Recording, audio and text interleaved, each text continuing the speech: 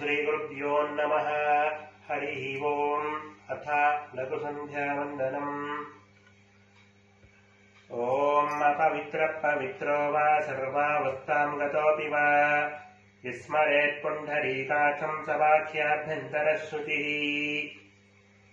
आचम्य ॐ केशवाय स्वाहा, ॐ नारायणाय स्वाहा, ॐ माधवाय स्वाहा,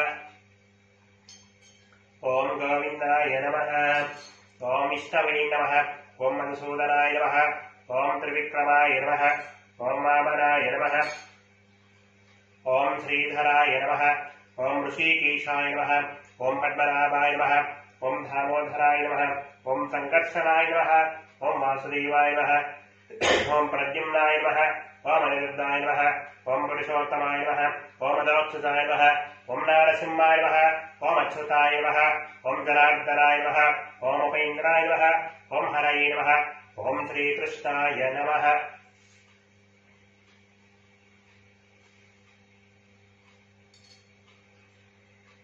ॐ उत्तिष्ठन्तभूतपिशाचाः एते भूमिभारकाः एतेषामविरोधेन ब्रह्मकर्मसमारभेत।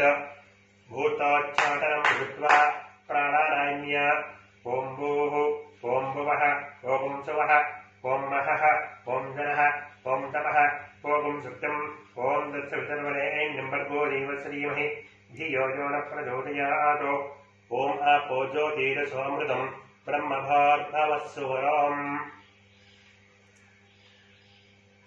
ॐ शुभाभ्याम् शोभने मुहूर्ते आद्यब्रह्मणः द्वितीयवरार्धे श्वेतवराहकल्पे वैवस्वतमन्वन्तरे कलियुगे प्रथमपादे जम्बोद्वीपे भरतवर्षे भरतखण्डे अस्मिन् वर्तमाने व्यवहारिके चान्द्रमानेन प्रभवादि सृष्टिः संवत्सराणामध्ये श्रीमतौ संवत्सरे आयने ऋतौ मासे पक्षे तिथौ वासरः वासरस्तु वासरयुक्तायाम् शुभनक्षत्रे शुभयोग शुभकरण एवं गुण विशेषेण विशिष्टायाम् अस्याम् शोभातिथौ मम उपात्ता समस्ता दुरितः क्षयद्वारा श्रीपरमेश्वर प्रीत्यर्थम् प्रातः सन्ध्या उपास्ये।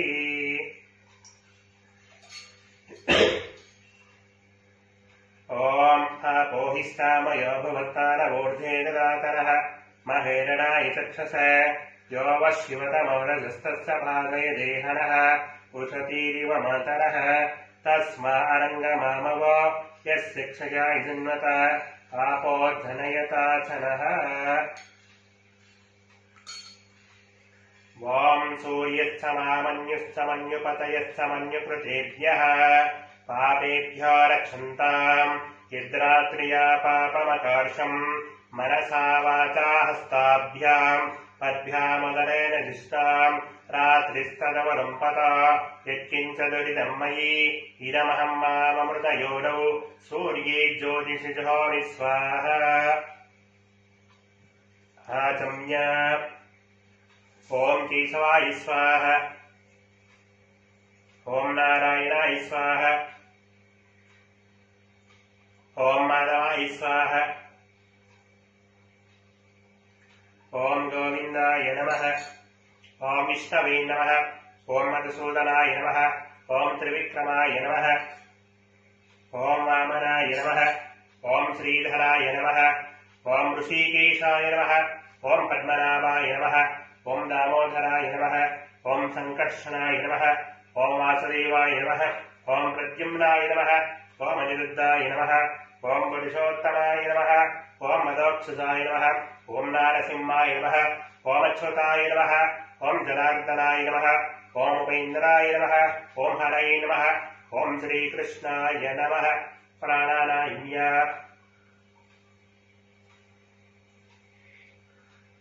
ॐ भूः ॐ भुवः ॐ सुवः ॐ महः ॐ जनः ॐ तपः ॐ सत्यम् ॐ तत्सवितर्वरेण्यं भर्गो देवस्य धीमहि धियो यो न प्रचोदयात्। ओमापो ज्योतिरसोऽमृतम् ब्रह्मभोर्भवस्सुवरोम्। मम उपात्ता समस्त दुरितः क्षयद्वारा श्रीपरमेश्वर प्रीत्यर्थं प्रातः संध्या यथाशक्ति अर्घ्यप्रदानं करिष्ये।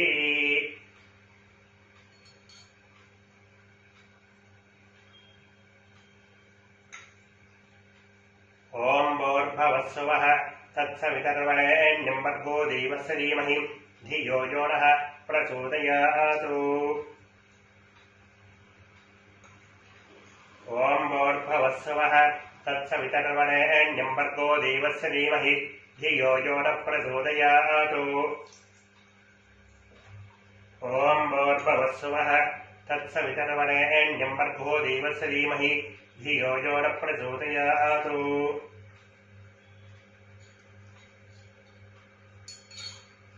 ओम उद्यन्तमस्तम्यन्तमादित्यम् अविद्यायन् कुर्वन् ब्राह्मणो विद्वान् सकलं भद्रमश्नुते असावादित्य ब्रह्मेति ब्रह्मैव सन् ब्रह्माप्तीति य एवं वेद असावादित्यो ब्रह्म। आचम्य ओम केशवाय स्वाहा ओम नारायणाय स्वाहा ओम माधवाय स्वाहा ओम गोविंदाय नमः ओम विष्णवे नमः ओम मधुसूदनाय नमः ओम त्रिविक्रमाय नमः ओम वामनाय नमः ओम श्रीधराय नमः ओम ऋषिकेशाय नमः ओम पद्मनाभाय नमः ओम दामोदराय नमः ओम संकर्षणाय नमः ओम वासुदेवाय नमः ओम प्रद्युम्नाय नमः ओम अनिरुद्धाय नमः ओम पुरुषोत्तमाय नमः ओम अदाक्षसाय नमः ओम नारसिंहाय नमः ओम अच्युताय नमः ओम जनार्दनाय नमः ओम उपेन्द्राय नमः ओम हरये नमः ओम श्रीकृष्णाय नमः प्राणानाय ओम भूः ओम भुवः ओम सुवः ओम महः ओम गणः ओम तपः ओम सत्यम् ओम तत्सवितर्वरेण्यं भर्गो देवस्य धीमहि धियो यो नः प्रचोदयात्। ओमाप्तो ज्योति रसो अमृतम् ब्रह्मभूर्भुवस्सुवरोम् मम उपात्ता समस्त दुरितः क्षयद्वारा श्रीपरमेश्वर प्रीत्यर्थं प्रातः संध्या यथाशक्ति गायत्री महामन्त्र जपं करिष्ये। ओम तत्सवितुः ब्रह्मात्मने अंगुष्ठाभ्यां नमः वरेण्यं विश्वात्मने तर्जनेभ्यां नमः भर्गो देवस्य रुद्रात्मने मध्यमाभ्यां नमः धीमहि सत्यात्मने अनामिकाभ्यां नमः धियो यो नः ज्ञानात्मने कनिष्ठिकाभ्यां नमः प्रचोदयात् सर्वात्मने कर तल कर पृष्ठाभ्यां नमः। ओम तत्सवितुः ब्रह्मात्मने हृदयाय नमः वरेण्यं विश्वात्मने शिरसे स्वाहा भर्गो देवस्य रुद्रात्मने शिखायै वषट धीमहि सत्यात्मने कवचायहं धियो यो नः ज्ञानात्मने नेत्रत्रयाय वषट प्रचोदयात् सर्वात्मने हस्त्राय पट वां भूर्भुवस्सुवराम् इति दिग्बन्धः ध्यानम्। ओम मुक्ता विद्रमहे मनेन गवरच्छायै मुखैस्त्रीक्षणैः युक्ता विन्दुनिबद्धरत्नमकटां तत्त्वार्थवर्णात्मिकां गायत्र्यां वरदां भयां कुशलशां शुभ्रं कपालं गदा शङ्खं चक्रमथारविन्दयुगलं हस्तैर्वहन्तीं वसे।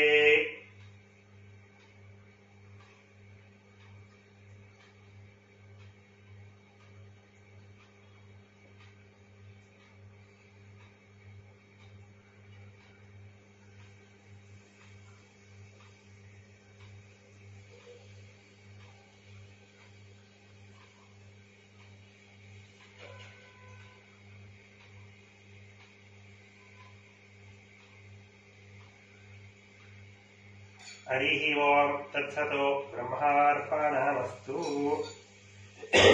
ओम तत्सवितुः ब्रह्मात्मने अंगुष्ठाभ्यां नमः वरेण्यं विश्वात्मने तर्जनेभ्यां नमः भर्गो देवस्य रुद्रात्मने मध्यमाभ्यां नमः धीमहि सत्यात्मने अनामिकाभ्यां नमः धियो यो नः ज्ञानात्मने कनिष्ठिकाभ्यां नमः प्रचोदयात् सर्वात्मने कर तल कर पृष्ठाभ्यां नमः ओम तत्सवितो ब्रह्मात्मने हृदयाय नमः वरेण्यं विश्वात्मने शिरसे स्वाहा भर्गो देवस्य रुद्रात्मने शिखायै वसता धीमहि सत्यात्मने कवचायहं धियो यो नः धनात्मने नेत्रत्रयाय वसता प्रचोदयात् सर्वात्मने अस्त्राय पट वां भार्गवस्वराम् इति दिग्विमोकः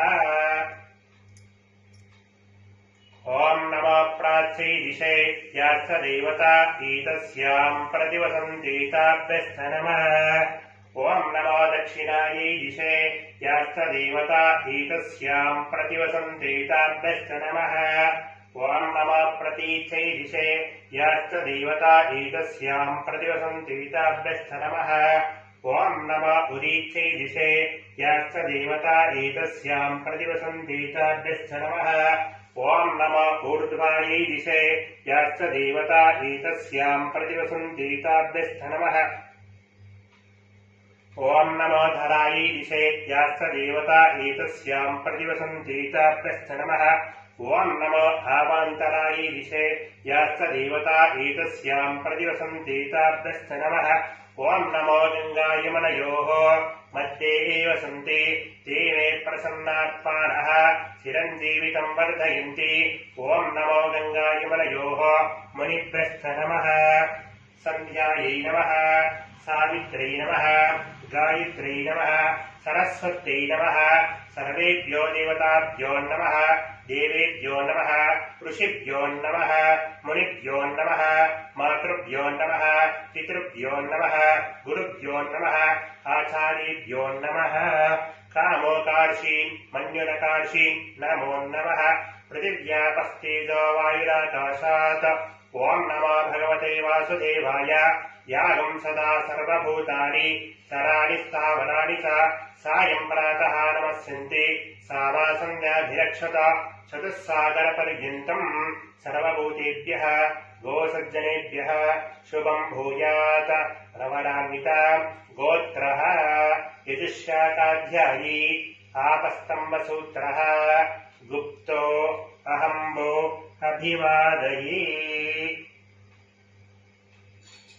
आचम्य ओम केशवाय स्वाहा ओम नारायणाय स्वाहा ओम माधवाय स्वाहा ओम गोविंदाय नमः ओम विष्णवे नमः ओम मधुसूदनाय नमः ओम त्रिविक्रमाय नमः ओम वामनाय नमः ओम श्रीधराय नमः ओम ऋषिकेशाय नमः ओम पद्मनाभाय नमः ओम दामोदराय नमः ओम संकर्षणाय नमः ओम वासुदेवाय नमः ओम प्रद्युम्नाय नमः ओम अनिरुद्धाय नमः ओम पुरुषोत्तमाय नमः ओम अदोक्षजाय नमः ओम नारसिंहाय नमः ओम अच्युताय नमः ओम जनार्दनाय नमः ओम उपेन्द्राय नमः ओम हरये नमः ओम श्रीकृष्णाय नमः ओम कायेन वाचा मनसेन्द्रियेण वा बुद्ध्यात्मना वा प्रकृते स्वभावात् करोमि यद्यत् सकलं परस्मै श्रीमन्नारायणायेति समर्पयामि। यत्र भूमौ च भोजत्वा तत्र सम्प्रोक्षवारिणा तत्रेणमस्तके धृत्वा तदनन्तु फलं लभेत्। हरि ओम् तत्सतु ब्रह्मार्पणमस्तु।